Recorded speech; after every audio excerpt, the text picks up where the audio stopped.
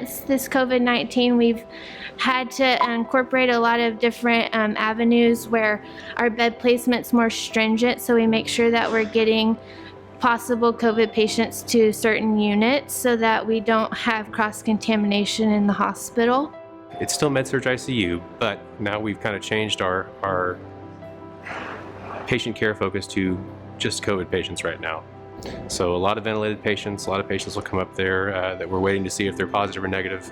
And when they're positive, they stay up on the unit. If they're negative, we move them out. The effort that's been put in to accommodate these patients and get ready for what we feel like is coming has been astronomical. Lots of planning and meetings, and even looking at the data from other facilities that have already seen their surge and kind of trying to get prepared. It's kind of an all hands on deck type approach to what we think may happen.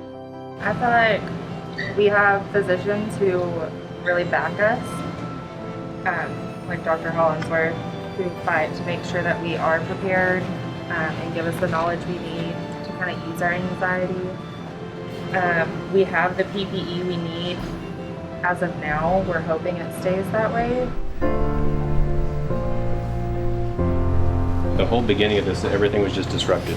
So like all the rhythm, all the patterns, everything that we did was just disrupted, whether it's at home, going to the grocery store. But one of the good things about being up here and doing this for the past few weeks is that we've created new rhythms, and we're not as disrupted as we were.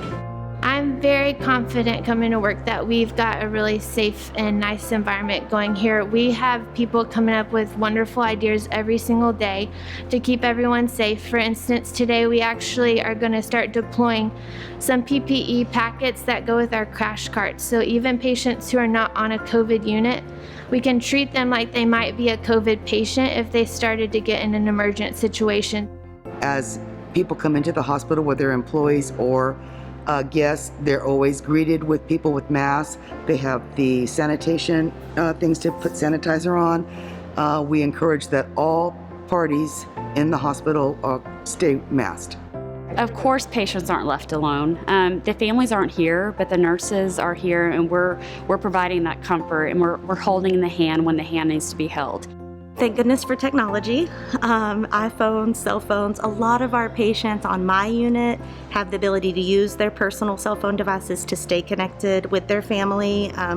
There's a push for iPads and some interaction like that. And then honestly, the nurses are spending an amazing amount of time with these patients in their rooms, kind of as that built-in support system for the patients. Like when they call us, we give them as much information as we can give them. We can tell them everything sometimes, and sometimes I just kind of make them understand the reason why. Our grandmom is here. Most often she's home with the kids. So when we get home, what I do is we call her, let her know we're coming. She takes the kids to the game room or to the toy room, and then we take up everything in the garage and just put it in the washer. We'll go take a shower before we see the kids. We're not heroes. We obviously chose this for a reason. We were called to do it, or we feel strongly in it, with our coworkers being the main reason. Well, I've never thought of myself as a hero before, but when I look back on what's going on right now in the last few weeks, I would definitely say the nurses here are heroes, but it's not just the nurses, it's from the supply technicians down, getting us our PPE, all the way to the transporters or to the greeters at the front door handing out masks. It takes all of us. Hero is a big word, comes with big shoes, I think. I don't feel like a hero. I feel like, this is the calling and what we're called to do. I think it takes a lot of faith, maybe more than to be a hero. So It really is a team effort. Everything from the doctors, the respiratory therapists, the nurses, everyone. It's our cleaning crew, that clean up the rooms after our patients are discharged, people in the cafeteria.